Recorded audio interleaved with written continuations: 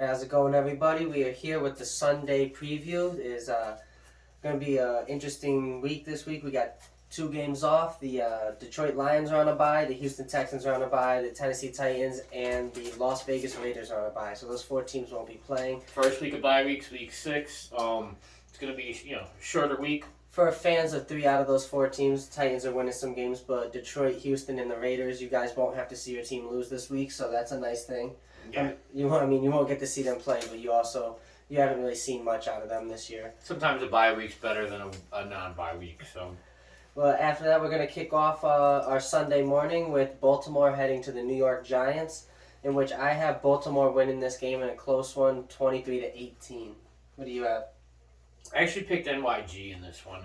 I think they have a lot of. They're coming in with some momentum. They just took down Green Bay last week in London.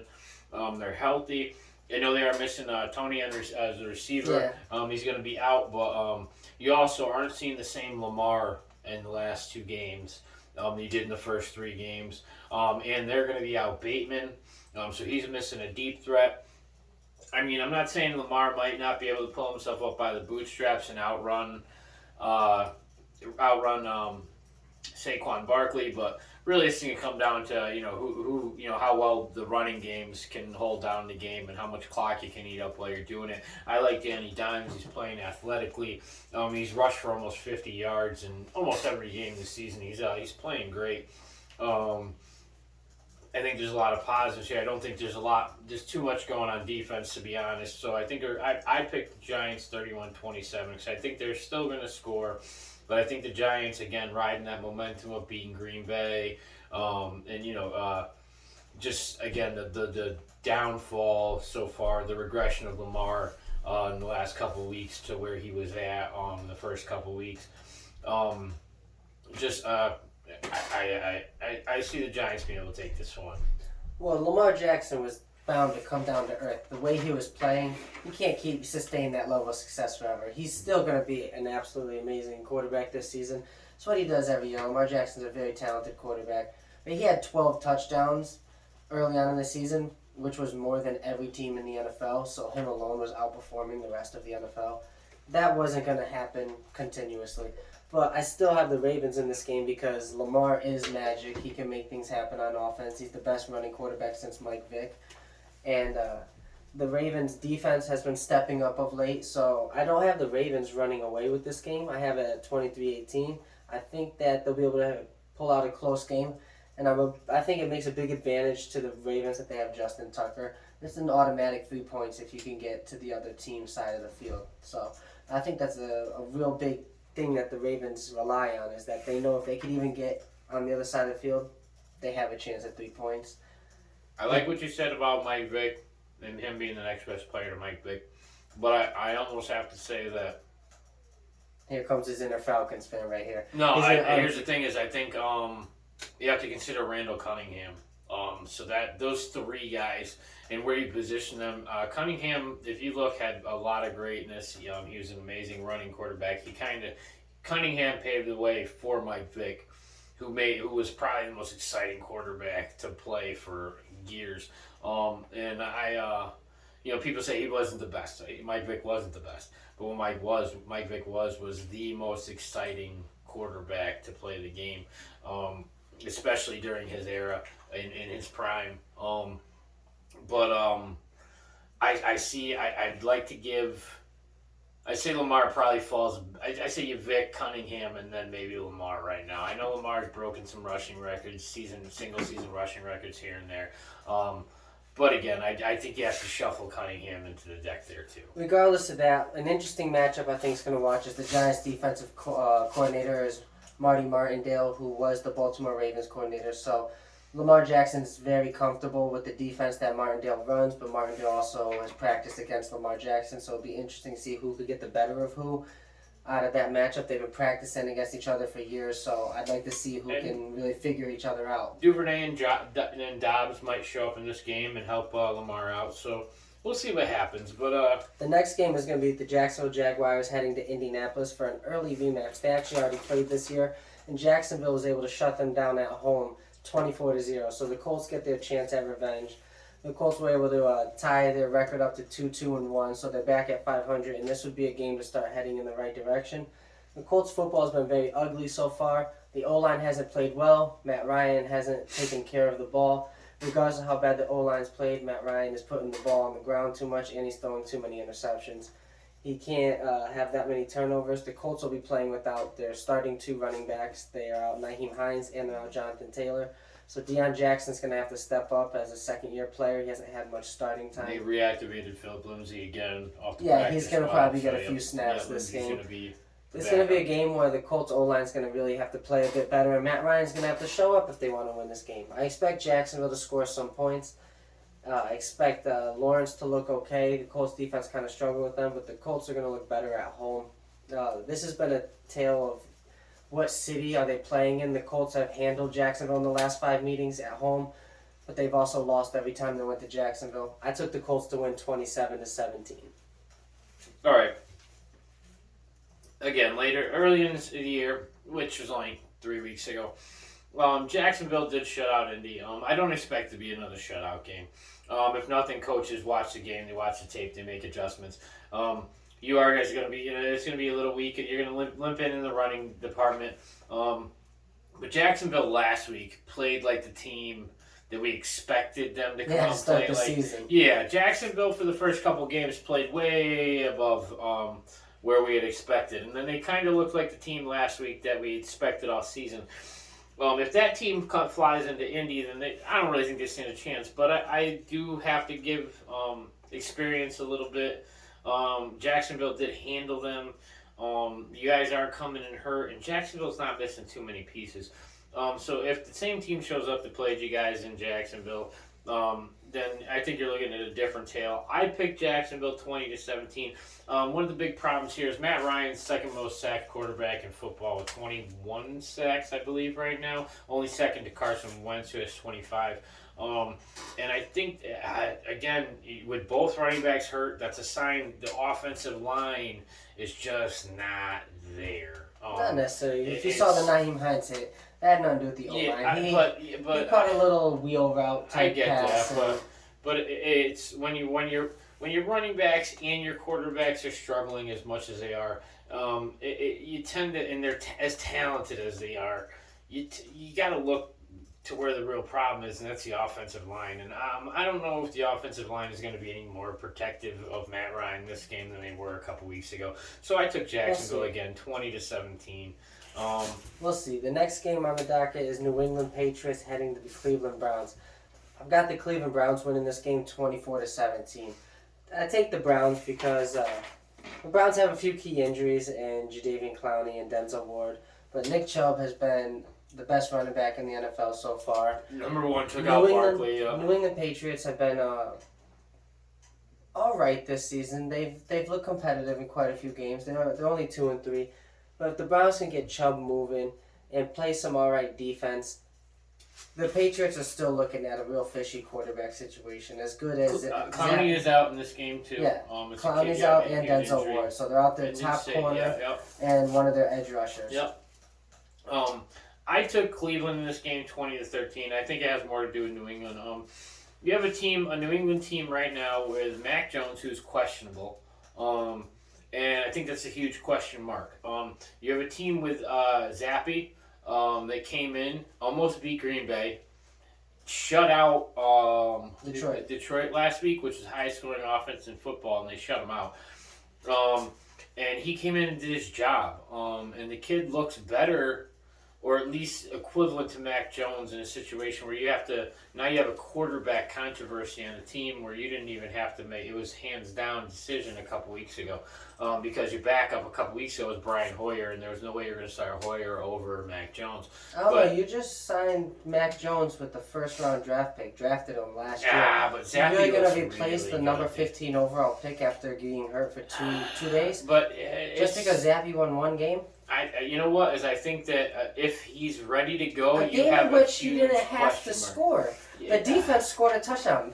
Honestly, Detroit didn't score a single point, so that means that the defensive score would have won the game. I know that Zappy didn't make too many mistakes, and they won 29-0. But if you're going to take Mac Jones' job over a guy I who think won a you game have where they shut out the other team, in a game where you have Mac Jones questionable, I think it makes a huge question because if he's ready to go, you have to decide if you're willing to put him in a week early over a guy who's been winning.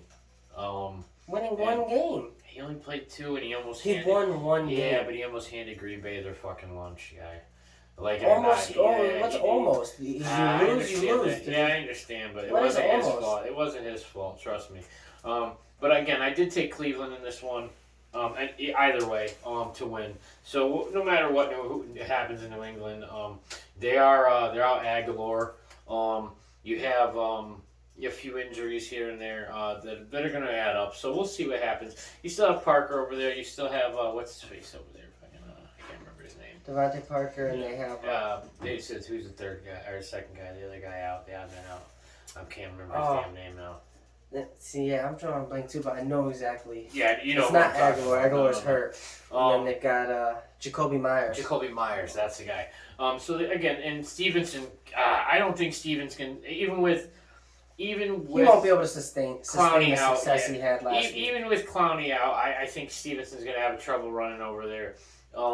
Cleveland does have a fucking good, still a good defense, solid defense. So again, moving on to the next game, I'm going to take Cleveland with this one, 20-13. Next game is going to be Cincinnati, New Orleans.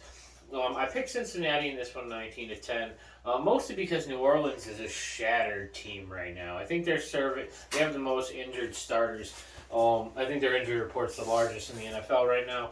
They're going to be out their top 3 receivers. Olave might be questionable. Landry's already out. Michael Thomas is already out. Taysom Hill, I know that he's not on the injury report. Double checked it, but I was told that he was a participant in practice, nursing a soft tissue rib injury. Is what I did read. So we'll see how effective he can be. Jameis Winston is out again, so we're still playing with Andy Dalton. And injuries just keep going on and on and on. The one person that is healthy for this game is Alvin Kamara, who might be the difference maker. I'm hoping, at least the way I see things, that Cincinnati can keep the trend of keeping Burrow upright. They've only had a couple sacks in the last few games, and he was the number 1 sack quarterback for the first 2 games. I took Cincinnati as well in this game. I have a hard time getting behind New Orleans because their defense isn't playing well. New Orleans gave up 31 to Seattle in the game they won, which is still a win for them, but they also gave up over 40 points to Detroit. Lattimore's hurt. He came out of the game hurt anyway last game. I don't know how serious that injury is going to carry over into this week. So that affects their passing defense. Lattimore's hurt, yes. And so New Orleans hasn't been playing well. Taysom Hill's not going to be able to go in against every opponent and put up 4 touchdowns. No, he had one of those games where last week. Cincinnati will be able to slow New Orleans down more than Seattle was able to. Oh, I'm sorry. New Orleans didn't give up over 40 to Detroit. Seattle gave over 40.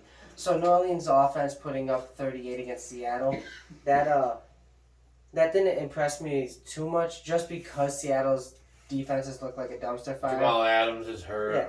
They lost New Bobby Orleans, Wagner. The real point I was trying to make is after Seattle game, New Orleans isn't going to be able to duplicate that offensive performance against Cincinnati. Cincinnati will slow them down.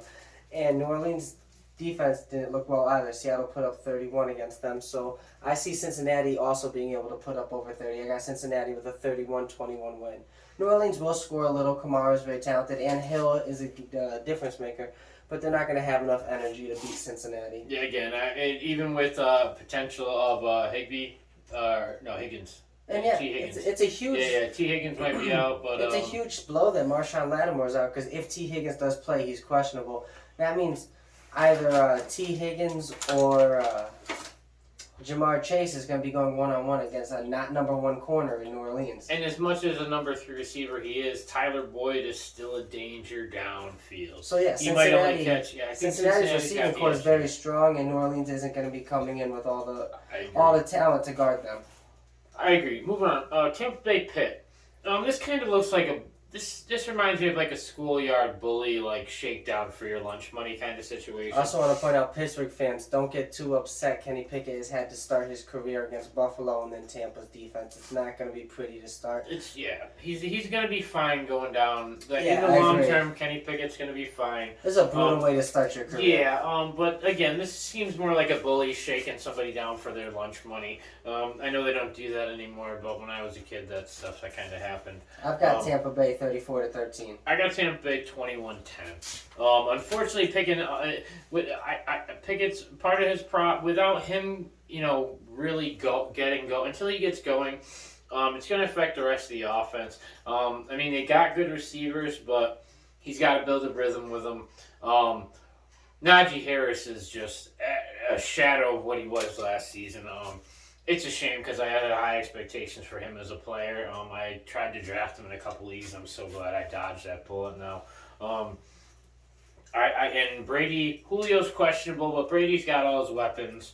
And Pittsburgh doesn't have their top tier defense. Minka Fitzpatrick might have a good day because Brady does. No, Minka Fitzpatrick's out. Is he out? Yeah, he's out. TJ Watt's out. Watt's out, definitely. So Pittsburgh's defense is beaten up. Their offense is trying to start a new system with a rookie quarterback. Yeah, and even if Pittsburgh's roster just looks kind of brutal right now, and they're not really playing for this season. Even if Julio doesn't play, now you still have Gage, you have Godwin, and you still have Evans, and Brady knows how to use what he's got. Fournette scoring touchdowns again. Yep. I do want to point out, though, for the Pittsburgh fans out there, that Kenny Pickett, I like the energy he plays with. Last week, he got hit with kind of a cheap shot. Defender hit him low in the knee and kind of folded Shaq him. Lawson. Shaq Lawson hit him pretty low in the knee knee and kind of folded him in a very scary hit that probably could have injured Kenny Pickett.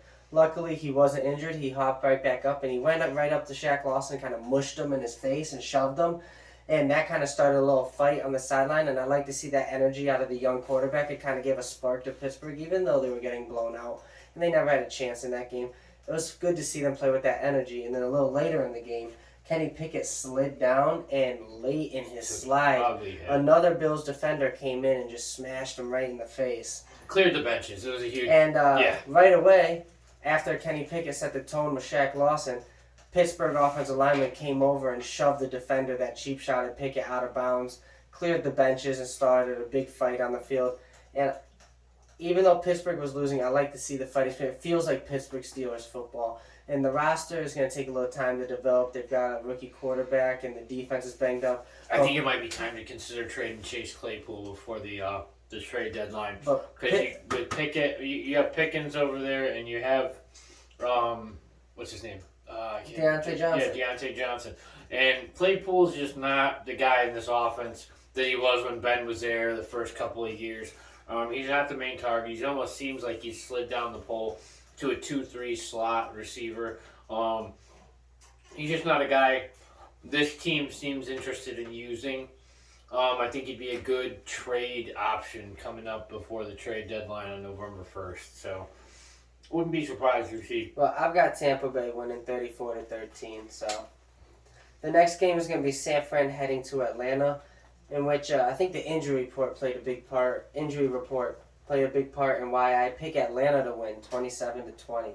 San Fran is out Javon Kinlaw. They're out, possibly out Nick Bosa, who's questionable. They're out Teron Armstead. I believe they're defensive ends. So that's another starting defensive lineman. Their starting left tackle is injured, and they're out 2 corners. So San Fran is coming in with a very banged up team.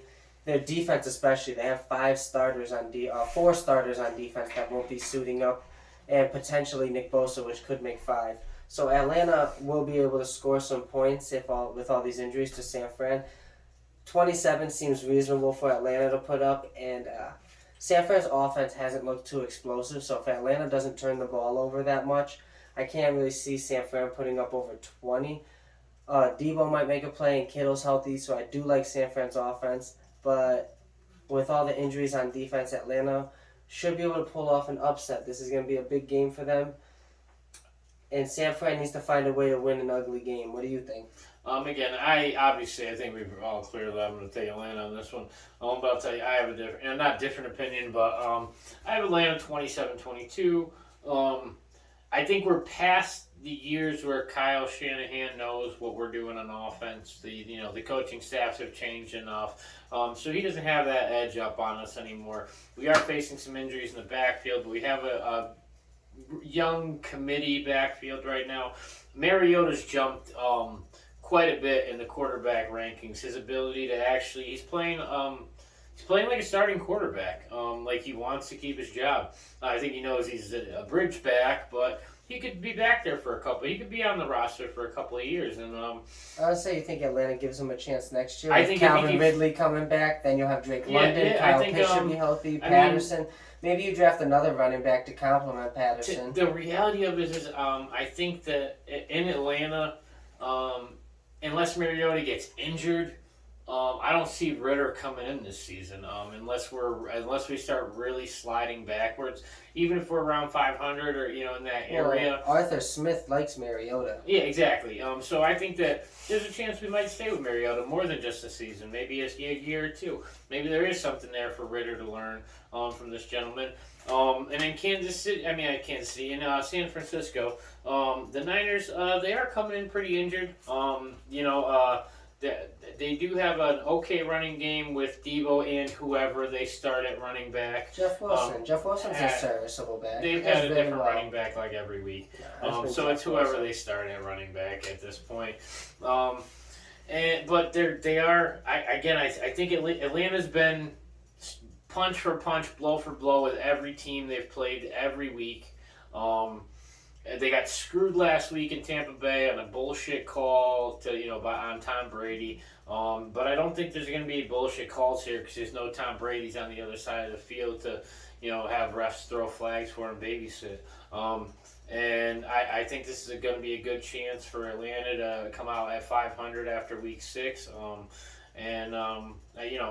We'll see what happens. You got to play the game, but any given Sunday, there's a reason we head out in the field. Next game is Green Bay and the NY Jets. I would love to see the Jets upset Green Bay in this game, but I think we can label you though. I'm not gonna lie. Listen to you all year. We can label you an official Aaron Rodgers hater. I'm not. I picked Green Bay in the game, 29-17. There's as far as the game goes and the analytics, I think Green Bay has what it takes. I don't see Aaron Rodgers letting the Giants beat him and then the Jets beat him. 2 losses to Jersey City teams in a row is just rough. They have a lot of weapons in Green Bay, and they're just a young team still, the Jets. If they do win, it's going to be 100%. Robert Salen's, him versus LaFleur. It's going to be a coaching battle more than it's going to be a player battle because realistically on the field, the players just the skill levels, what Rodgers and his team has versus what the Jets and their team has. It's just not the same yet. I love this game this week, though. This is my game of the week. Now, there's some other really good games like Dallas, Philly, and Buffalo, Kansas City, which a lot of people would pick their game of the week. But the Jets are 3-2. And the Giants are 4-1, and why am I picking the Giants? Just because it's the 2 New York teams, and the Jets especially. Those fans don't quite often get much to be excited about. And 3-2 is probably the best start they've had in a while. If they can go in to Green Bay into Lambeau and pull off a win 4-2, especially if their offense can keep producing, when do the Jets, if they win this game hypothetically, when do the Jets become a team that have a bunch of young talent, and maybe they're actually building something over there? We'll see. Breece Hall had a great game last week. Michael Carter, they drafted not too long ago. I like Michael Carter so as they've well. got a 1-2 punch in the backfield with Breece Hall, Michael Green Carter. Bay has a really bad Garrett running Wilson defense. has been everything that he got drafted for. He's a first-round pick receiver, and he's lived up to the hype. Well, this is the thing. Zach Wilson's playing well. And Sauce Gardner's a great corner. They've got Leonard Williams. They don't have Leonard Williams. I think Sauce Gardner's a better DB right now than most of the young talent on the field for Green Bay. I think Cobb's probably the only guy in Green Bay's roster that might have the ability to create some kind of separation and score. But Sauce still hasn't let up one. And again, between Breece Hall and Micah Carter, Green Bay is I think they're the 3rd worst rushing defense in football right now. So this is going to be a good running game because they have two teams with two good committee running backfields. But again, I just see Green Bay. I chose Green Bay 31-27. At the end of the I get day, way more distance. Jets. I give the Jets a lot more credit than I expected. I did not expect them to go 3-2. They've played actually some alright football. I think both of us are rooting for the upset, but we have to. I wouldn't say I'm rooting for it. I'm not rooting for it, but I think it's impressive that you don't see the Jets play well. We're having a winning record even 5 weeks in is impressive for the Jets. It's not something they do often, but I can't take Aaron Rodgers to lose to a team like the Jets or back-to-back games. Until they've really proven to me that this franchise is turning around, I can't take them to upset Aaron Rodgers. So I got the Packers. I think there's enough talent on Green Bay's side of the ball to avoid winning back-to-back games. Our last of the 1 o'clock games will be Minnesota heading to Miami, in which Miami's just been one of the saddest stories in the league for me this season because that team looks so promising. I want to see Tua come back and play healthy again. But I got Minnesota rolling a 31-6 victory in this game. I actually picked Minnesota to win this one as well. I actually have a 31-18 victory. You're in a situation where Tua's been cleared from that nasty hit a couple weeks ago, but he still won't. We're not going to allow him to play until week 7. So you have a Bridgewater-controlled team. Bridgewater himself is just cleared concussion protocol, so he's going to be coming in. He hasn't practiced with the team all week. Didn't have much continuity with him, chemistry early in the game before he came out. In Minnesota, if the Minnesota team that showed up last week shows up this week, the Kirk Cousins that went 17 for 17 and 179 yards, that receiving core, that running game, if that team shows up to Miami, I think they're going to have a hard time stopping that team from putting up points, and I don't think Bridgewater's going to be able to compete anywhere near with the explosives they want. I mean, I know they have Mostert over there. They got Hill, they have Waddle, but they don't have the chemistry with Bridgewater that they have with Tua. They don't practice with Bridgewater all preseason. They don't practice with him all week. They practice with Tua, and it takes more than a week to build chemistry, especially a week where you yourself haven't cleared concussion protocol, so you're not getting a lot of snaps in practice. The chemistry's not there with Bridgewater. He's a talented quarterback who might find some ways to put up some points. Yeah, he's a very serviceable Yeah. But he might find some ways to put up some points, but I don't think you're going to see him come and blow the doors off Minnesota. Minnesota just has too much offensive talent, and Miami's too hurt on offense. Minnesota's the clear favorite. And Minnesota has a good defense, top 10 defense. They're solid. Favorite. Harrison Smith, these guys over there, they're really good. But then our first 4 o'clock game is Carolina and the LA Rams. I have the Rams taking this one 17-10. I've got the Rams taking this game 34-13. The Rams haven't looked great offensively to start this year, but Carolina's a team that's imploding.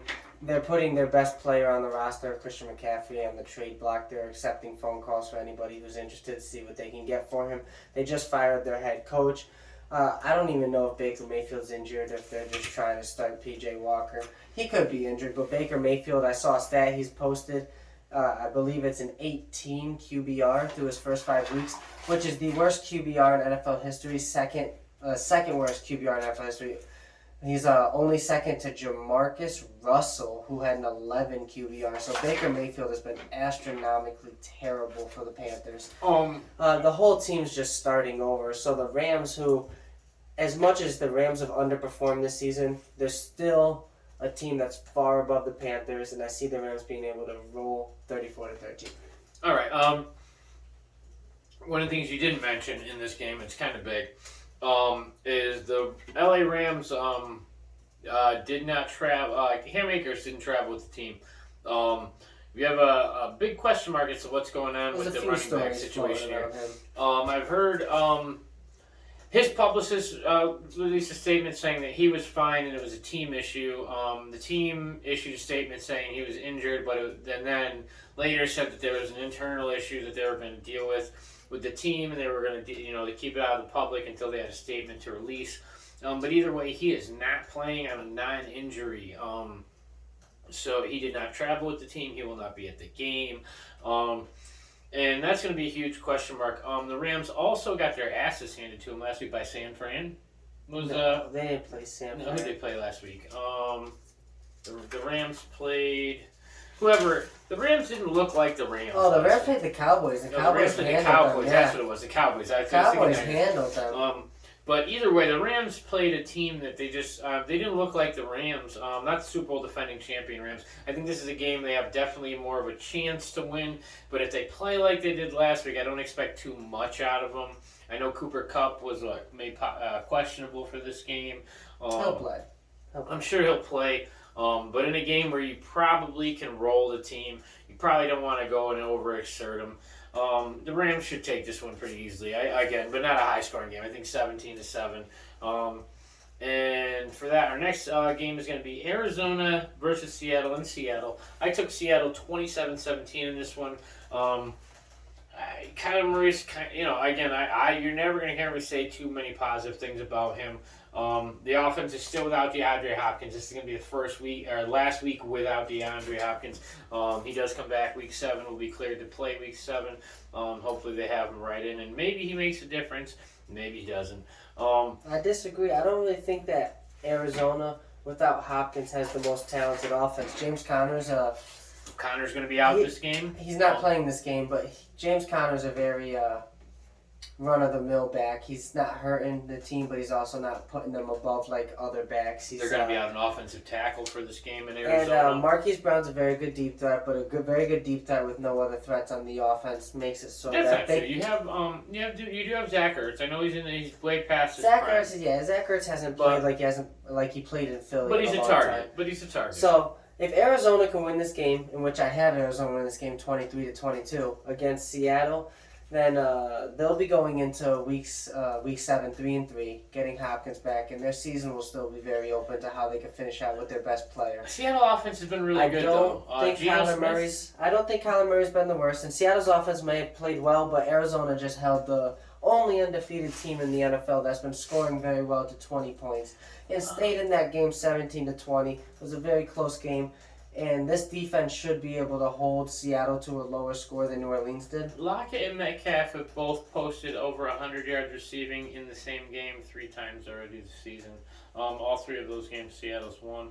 And they're That's not true, because no, they lost to New Orleans last week. Yeah, they lost to New Orleans last week. Yeah, that's right. Arizona. That's right. That was that bullshit. I've got that's right. Arizona being able to hold Seattle's offense to 22. I think it's hard to say. The Cardinals will be able to win a 23-22 game. Penny is going to be out this game as well, so both starting running backs are out for both teams. You do have Kenneth Walker III taking over. He came in last week mid-game and put up 86 yards from mid-game. So he looks ready to take over the starting role. Again, I do have Seattle winning this by double digits, 27-17. I don't have any faith in Kyler Murray as an NFL quarterback. I think the best thing he could do for his NFL career is go be a baseball player. It's... How can you say that about a guy who because when he went 11-0 last year? 11-0. When you're 5'1", your strike zone's only like this big. So, like, his strike zone's so small that this guy's fucking getting walked, like, every fucking at bat. He's not 5'1". It's ridiculous. He's like 5'9". He wears, like, 7.5-inch lifts on his cleats, dude. Are you seeing these? He looks like Frankenstein in his fucking cleats out there. They're so big. They're easy. I mean, this guy, in the locker room, they thought he was a towel boy the first time he came in. He was so small. But, we'll see what happens. It'll be a hell of a game either way. A lot of people would consider this next game to be the game of the week. It's Buffalo rematching Kansas City. They haven't played since the AFC Championship game, which was so close that they changed the entire overtime rules for this game. Buffalo, I've got Kansas City winning this game 34-29. It's hard to pick between these two teams when they play each other. It's going to be a high-scoring game. They always put up points against each other. Josh Allen's looked remarkable, but so has Patrick Mahomes. And it's hard to say that either of these teams are better than the other, but Mahomes and Kelsey have been so electric and hard to stop. The Chiefs find a way to win these close games, and I think the Chiefs will be able to find another way to pull out a tight game against Buffalo. It's going to be a really fun game to watch. I have Buffalo taking this one. Oh, yeah, I have Buffalo winning by double-digit score. I have Buffalo 34-24.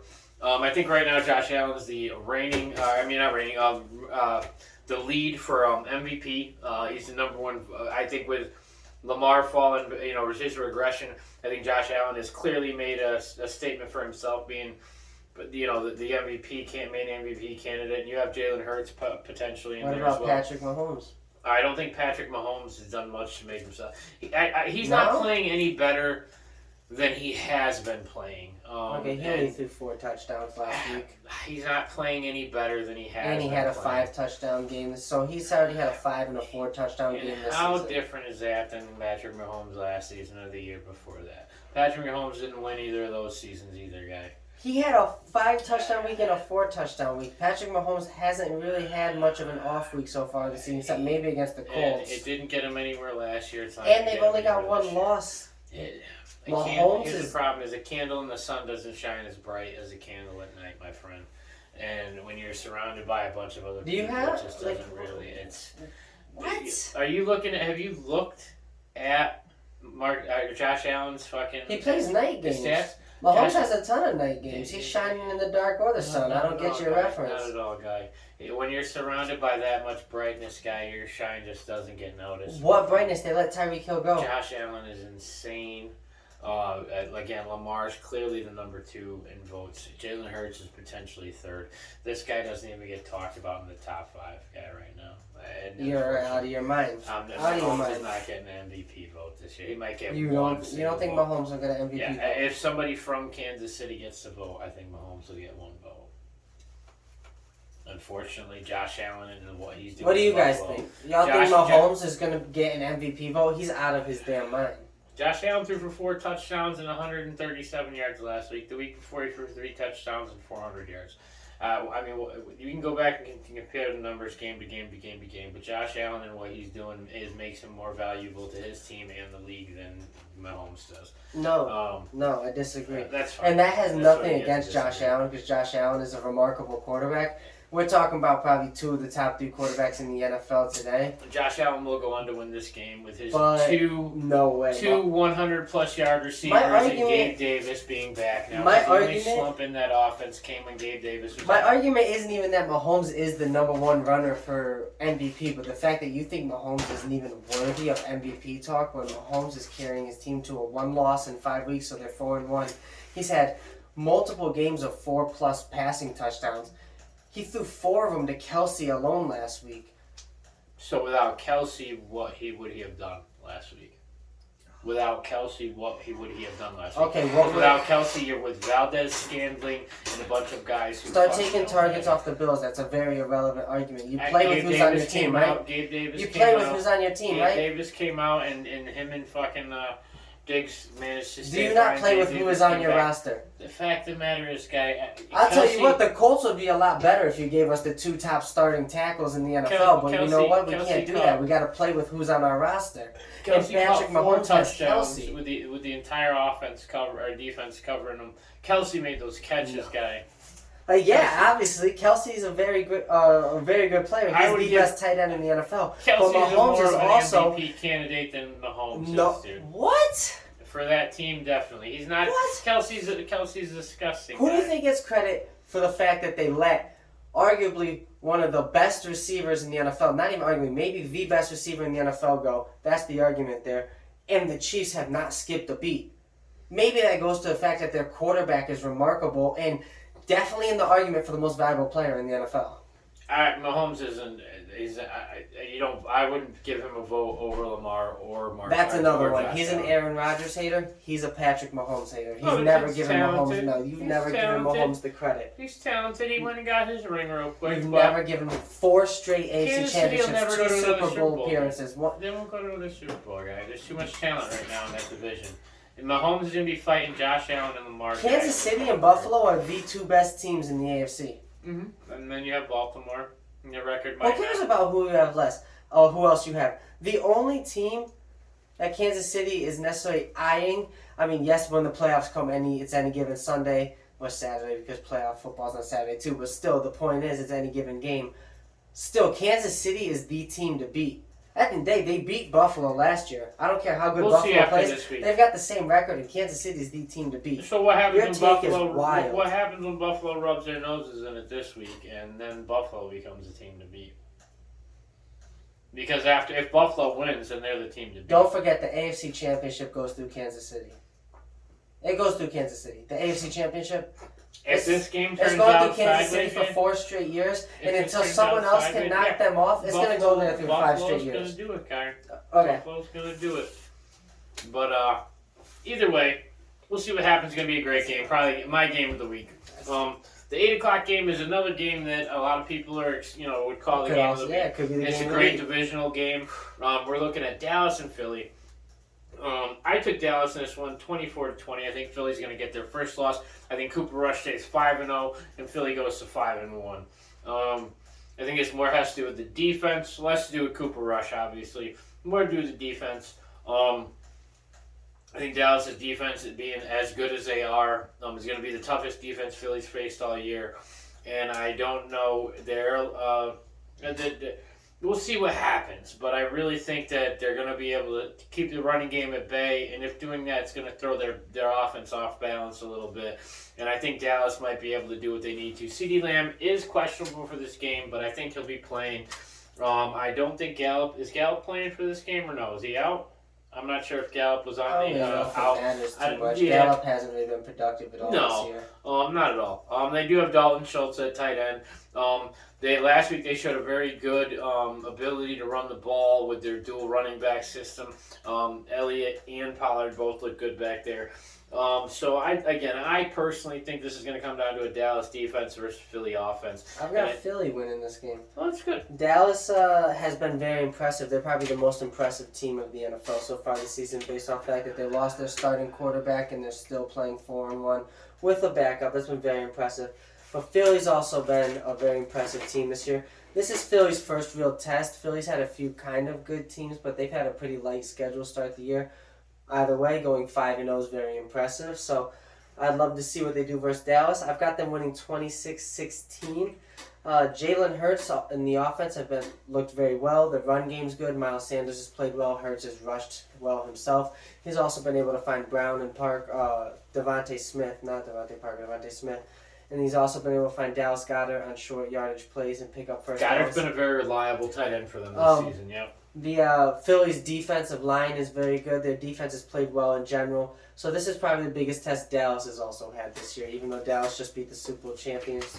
So Cooper Rush has played out of his mind, but at some point I am wondering when he's going to play like a guy who's a backup. Because at this point I'm starting to wonder whether they could play him or Dak. It's been interesting. It's hard to say no to a guy who's never lost. And if he could beat Philly, it creates a real quarterback controversy in Dallas. But Philly should be able to come out and win this game because Dallas's offense is still a little bit banged up. CeeDee Lamb's not 100%. The running game hasn't been good this year, even though last week they produced very well. So Philly just looks a little bit more complete, and I see them with a few big plays in this game. They'll be able to win by 10 points, 26-16. Again, Philly's Philly, it's funny. Last year, Philly, snuck into the 7th spot in the playoffs, and everyone was like, "Holy shit, Philly made the playoffs." Tampa Bay handled that. I used to compare them making the playoffs last year to kind of like throwing a barbecue, and like you come out at like 5 in the afternoon, and your neighbor's in your backyard with all your friends, and you're like, "What the fuck are you doing here?" And he's like, "Oh, I heard you're having a barbecue." So I decided to pop in. That was kind of like what the Philadelphia Eagles were like for me last year in the playoffs. Like, what the fuck? How did you guys get in here? But this year they're definitely earning a certain amount of respect. And I'm not taking anything from them. They're the only team undefeated left in football. But I think Dallas is going to, that undefeated streak is going to end at some point. I think Dallas has a good chance to be the ones to do it. So, Monday night game. Denver versus the Chargers. Divisional showdown. Yeah. I have the Chargers taking this one 23-16. I just don't think the Denver offense is probably one of the most disappointing. I mean, Indy's offense is kind of disappointing right now, but Denver's another offense that because of the offseason, the trades, the moves they made, you really expected a lot out of them, and Denver's offense just looks like shit. Indy and Denver played each other last week, and Russ just looked lost again in the offense a lot of the times. Not that he doesn't know what's going on, but there's no chemistry there between him and the players around him. Don't blame anyone but Russ. Russ made a bunch of bad plays. Bad throws, yeah. On the very last play of the game, he had a receiver Gilmore. who was was that the Gilmore reception? No, that was when Gilmore tipped the ball away as he tried right. forcing it to Right. Cortland Sutton. He had a 4th and 1 on the 6-yard line in overtime, and KJ Hamler was wide open. Yeah, at but the hike, where wide is open he? after the first Yeah, but read, where- wide open at the second read. Where is And he in the late, progression? Yeah, where even is that late guy? in the play, nobody guarded him. Just at no point did any Colts defender man him, and Russell Wilson at no point looked at a guy who was just unguarded. Unguarded. Nobody manned him. Nobody followed him. Nobody watched him. And Russ didn't throw to him. KJ Hamler was noticeable slamming his helmet on the ground in frustration and like freaking out in the back of the end zone like a toddler. But I understand after you watch the play because he was just the whole game on the line and they left him alone. I think again, Russ didn't throw him the ball. injuries are big. I don't blame the guy for not getting it to his 5th progression. It is what it is. But if you're the 5th guy on the fucking pole, dude, you have to understand that you're not gonna get passes thrown to you. It doesn't matter how open you are. You can complain about them all you. I'll say want. both of these teams run better routes, get open more, and they'll throw the ball to you more. Both of these teams have underperformed so far this season. Well, yeah, the Chargers are without. Keenan Allen, and I don't think that should be. that's insane. Keenan Allen's top 5 receiver in the NFL. I know one of the most how good reliable 100 I reception know how receivers. good. And without that being in your offense, you take any one of the top 5 receivers out of any one of the current offenses, and their offense is automatically going to drop. I know how good Keenan Allen is, But but you are looking at a potential injury in Melvin Gordon too this week. I don't know if he's going to play or not. Justin Herbert is really starting to strike me as the guy who could put up big numbers but can't win these games, and it's really starting to bother Chargers me. legacy, unfortunately. It's really starting to bother me. Philip Rivers is in the same situation. It's a legacy over there that they have, unfortunately. But I do see the Chargers again. I think the Chargers are going to be able to take this one. I think they're going to be able to put up the points that they need. I think that Denver's just nowhere near a good team right now, which is sad to say, especially with a team that Russ is on. But I don't see it, man. I just don't see it there. Again, my Monday night pick is going to be the Chargers 23-16. Believe it or not, I was really compelled to take the Broncos, but they suffered a lot of injuries late in the game against the Colts last week, and they're going to be banged up, and Russ hasn't played well. And with adding all those things together, even though the Chargers I also think have underperformed, the Chargers will be able to do enough to pull out a 27-25 victory and wrap up the week 6 of football with the Chargers winning at home against Denver. Excellent. Well, with that said, that's all our games this week. Remember to tune in for our Week 6 review later in the week or earlier in the next week. I apologize. In the meantime, enjoy all your sports this week, sports fans. We know you have plenty of them to watch. And before you go, I just want to know if you could leave a little comment that says whether you think Mahomes is a worthy MVP candidate right now or not. Go for it.